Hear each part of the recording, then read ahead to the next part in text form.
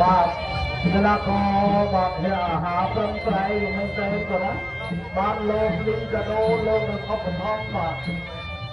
បើឈ្នះដល់កណ្ដូងបាទ100000រៀលឈ្នះប្រឡប់20000រៀលមិនត្រឹមតែកីឡាករបានទេអ្នកឲ្យទឹកបាទខ្លាចចាស់ជន់ពឿនក៏បាន100000រៀលផងដែរបាទអត់តាអ្នកអធិប្បាយទៅពីអ្នកនេះផលបាទបាទសម្រាប់កីឡាករហិអាហារបើទៅទទួលទីជំនះមានសប្បុរសជនយើងមានផ្ដល់កម្លាំងចិត្តដល់លោកពុកតែខំអត់គាត់លោកដល់សម្បត្តិកូនបាទចំនួនកន្លះកែបងឯងទៅធ្វើបាន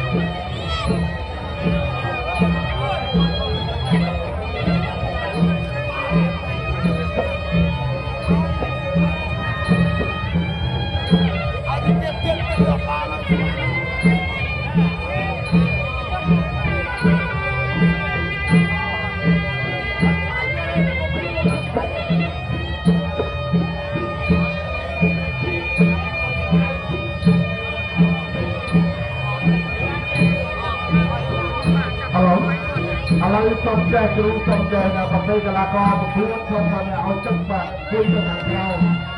បាទព្រោះផ្សេងឡាយច្រើនណាស់ខ្ញុំមើលមកឃើញដល់វិញតែញ៉ៃបាទកីឡាករប្រទេសឲ្យទឹកឡើងម្ដង3-4នាក់បាទមកទៅអក្រក់មើលដូច្នេះពេលកីឡាករប្រកួតកីឡាករបាទឲ្យទឹកចុះទៅក្រៅទៅអស់នេះ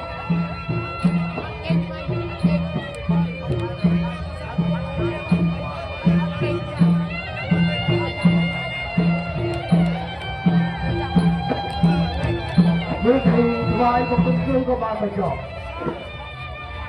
បាទឥឡូវកីឡាករទាំងពីរមកកណ្ដាលស្ដាប់លក្ខន្តិកានៃការប្រកួតបាទពួកនេះប្រកួត5ទឹកក៏ក្នុងមួយទឹកមាន3នាទីសម្រាប់2នាទី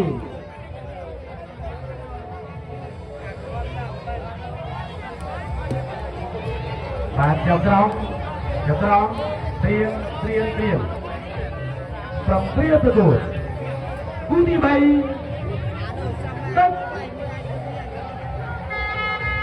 ទី14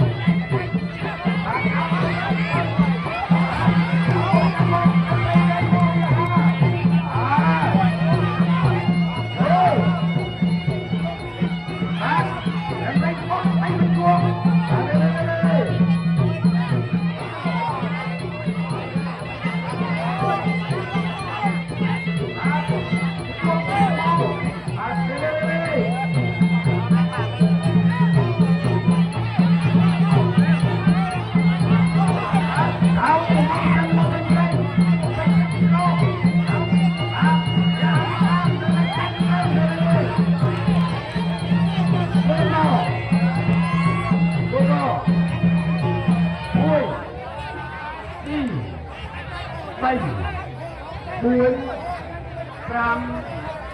6 7 ពី8គឺបន្ត